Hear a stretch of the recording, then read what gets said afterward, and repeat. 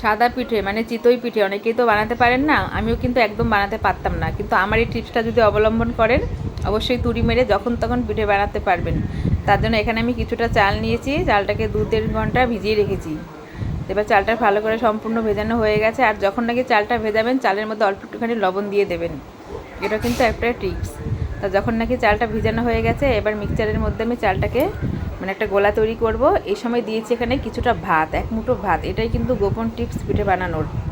তাই 1 মুঠ ভাত দিয়ে এবার আমি মিক্সচার করে নিয়ে এসেছি।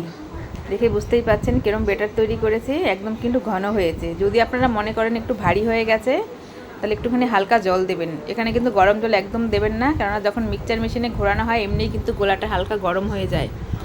তাই এবার দিয়েছি স্বাদ মতো লবণ। গোলাটা আমার সম্পূর্ণ রেডি। এবার নিচে একটা লোহার কড়াই গ্যাসের মধ্যে আমি বসিয়ে দিয়েছি। অবশ্যই লোহার কড়াই নেবেন, অন্য কোনো কড়াই কিন্তু করার চেষ্টা করবেন না, এতে পিঠে কিন্তু ভালো হবে না। তা কড়াইটা যখন গরম হয়ে গেছে, ওপর থেকে 1 চামচ আমি গোলাটাকে দিয়ে সুন্দর করে আমি ওপর থেকে ঢেকে দেবো 4-5 মিনিটের জন্য হালকা আঁচে। আঁচটা কিন্তু একদম কমিয়ে দেবেন গ্যাসের।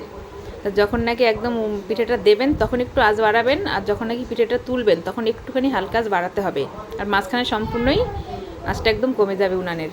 তা দেখে বুঝতেই পাচ্ছেন কত সুন্দর আমার খুন্তি লাগাতেই পিঠেটা উঠে আসছে।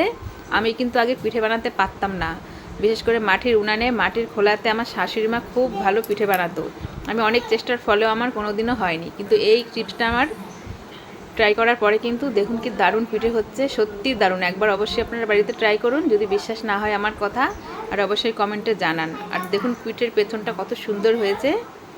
তা আমি কিন্তু আজকে মাংস দিয়ে পিঠেটা খাবো। আমাদের বাড়িতে মাংস হলে এই পিঠের আয়োজন করা হয়, সবাই খুব ভালোবাসে মাংস দিয়ে এই চিতই পিঠে খেতে। দেখে বুঝতেই পাচ্ছেন ভেতরটা কি সুন্দর জালিদার হয়েছে আর কতটা নরম। দেখা হচ্ছে পরের ভিডিওতে।